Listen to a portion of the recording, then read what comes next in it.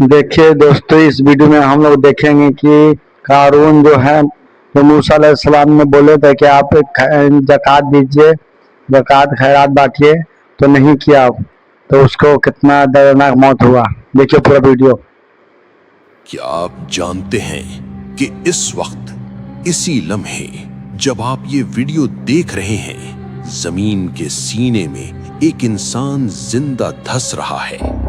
वो हर रोज जमीन में मजीद नीचे जाता है और कयामत तक वो इसी तरह धंसता रहेगा। ये कोई अफसाना नहीं, ये सही बुखारी की मुस्तनद हदीस है, जिसमें नबी करीम सल्लल्लाहु अलैहि वसल्लम ने फरमाया, वो कयामत तक जमीन में धंसता ही चला जाएगा। यतजलजलु फीहा, उसकी चीखें मट्टी की तहों में दब चुकी हैं, लेकिन उसका जुर्म आज भी जमीन के ऊपर मौजूद है। ये कौन था?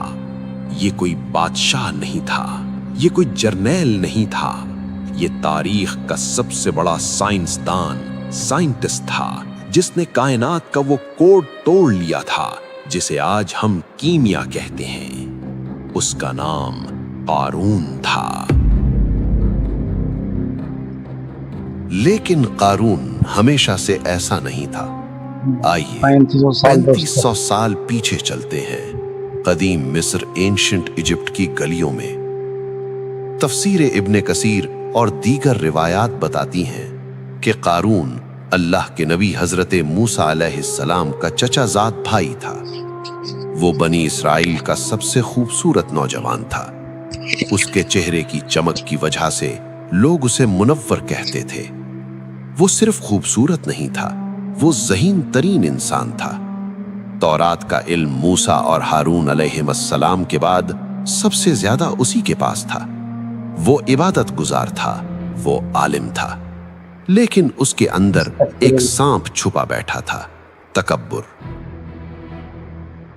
फिर उसके हाथ एक ऐसा राज लग गया जिसने उसकी दुनिया बदल दी। बाज मुफस्सिरीन जैसे इमाम कुर्तबी कहते हैं कि उसने वो इस्मे आज़म सीख लिया था जिससे दुआएं रद्द नहीं होती, और बाज रिवायात कहती हैं कि उसने इल्मे कीमिया यानी एल्केमी में कमाल हासिल कर लिया था।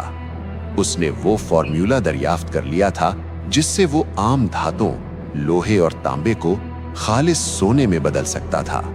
सोचिए, एक ऐसा शख्स जो मिट्टी को हाथ लगाए तो वो सोना बन जाए। उसके पास दौलत के अंबार लग गए।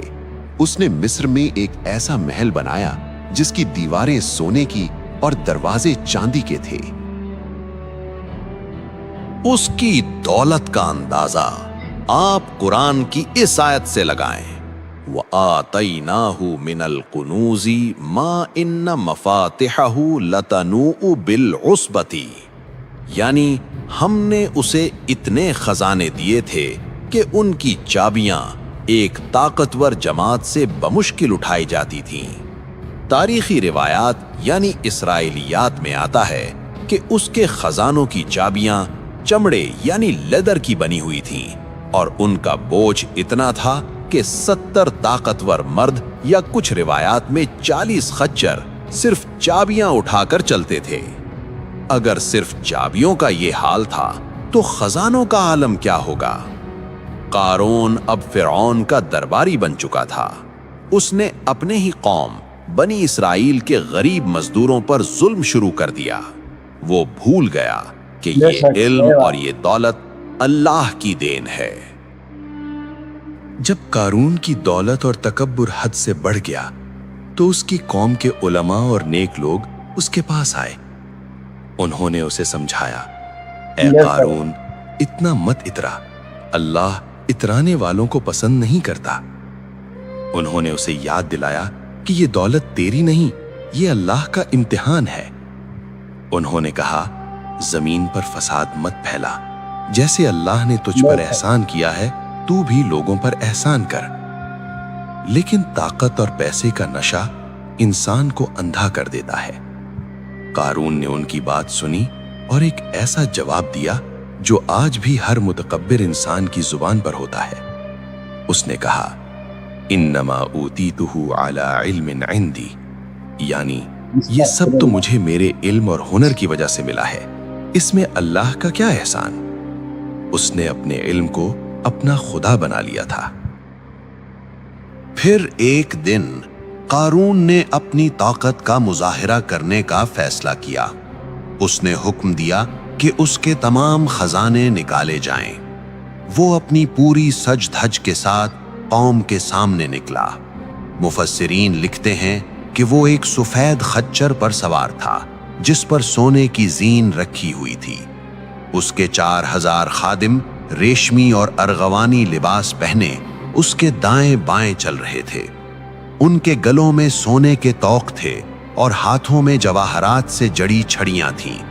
یہ منظر اتنا چکا چوند کر دینے والا تھا کہ دیکھنے والوں کی آنکھیں خیرہ ہو گئیں۔ بنی اسرائیل کے وہ لوگ جو دنیا کے طلبگار تھے، ان کے منہوں سے بے اختیار نکلا، کاش ہمیں بھی وہی ملا ہوتا جو قارون کو ملا ہے، یہ تو بڑا نصیب والا ہے۔ لیکن وہ نہیں جانتے تھے کہ وہ کس نصیب پر رشک کر رہے ہیں۔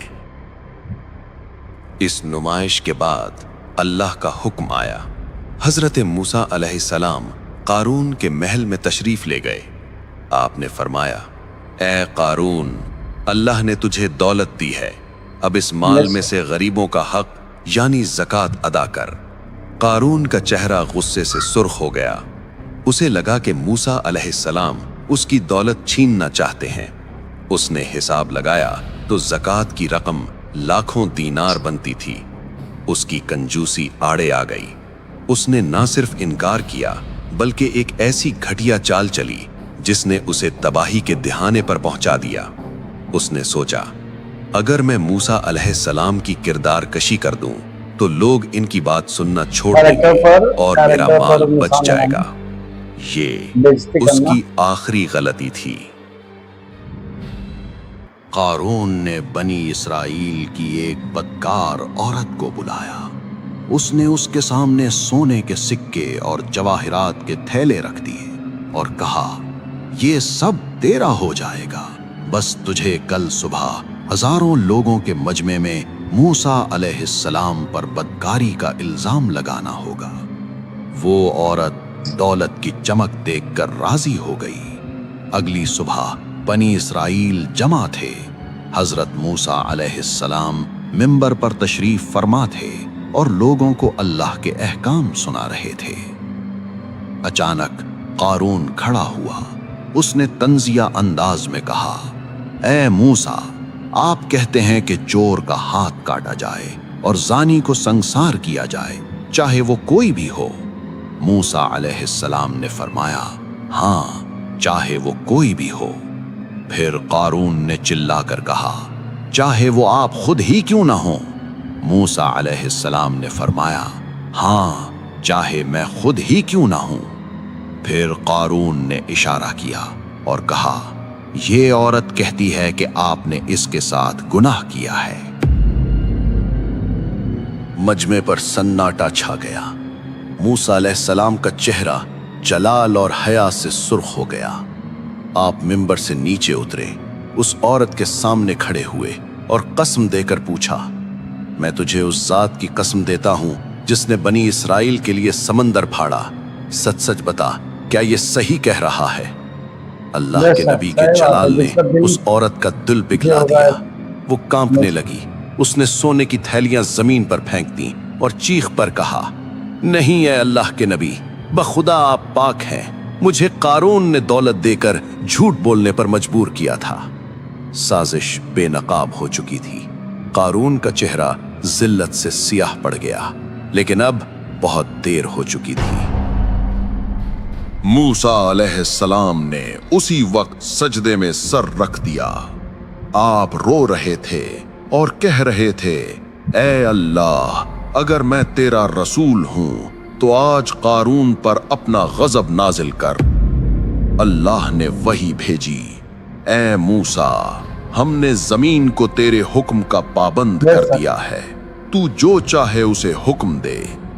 موسیٰ علیہ السلام نے سر اٹھایا۔ قارون اپنے محل کے دروازے پر اپنے خزانوں کے بیچ کھڑا تھا۔ मूसा अलैहिस्सलाम ने जमीन की तरफ इशारा किया और फरमाया, या अर्दो खुजी है, ए जमीन इसे पकड़ ले।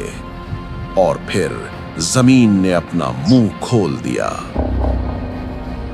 जमीन अचानक नहीं फटी, बल्कि आहिस्ता आहिस्ता उसने कारून को निगलना शुरू किया। मूसा अलैहिस्सलाम ने हुक्म दिया, ए जमीन इसे पकड़ ले। जमीन ने उसे टखनों तक जकड़ लिया। कारून हंसा, उसे लगा ये कोई जादू है। मूसा अलैहिस्सलाम ने फिर कहा, ए जमीन इसे पकड़ ले। अब वो घुटनों तक धंस गया। उसकी हंसी चीखों ने बदल गई। वो चिल्लाया, ए मूसा मुझ पर रहम कर। मगर मूसा अलैहिस्सलाम ने तीसरी बार हुक्म दिया, इसे पकड़ ले। अब वो कमर तक जमीन में था। उसके खजाने, उसके महल उसकी आंखों के सामने जमीन में गर्क हो रहे थे। अब कारून गिड़गिड़ाने लगा, ए मूसा रिश्तेदारी का वास्ता, मैं तेरा चचाजाद भाई हूं, मुझे बचा ले। लेकिन आज अल्लाह के नबी का दिल सख्त हो चुका था। चौथी बार हुक्म हुआ और जमीन ने उसे गर्दन तक जकड़ लिया। और फिर आखिरी झटका लगा। कारून और उसका तकब्बुर हमेशा के लिए अंधेरों में गुम हो गए।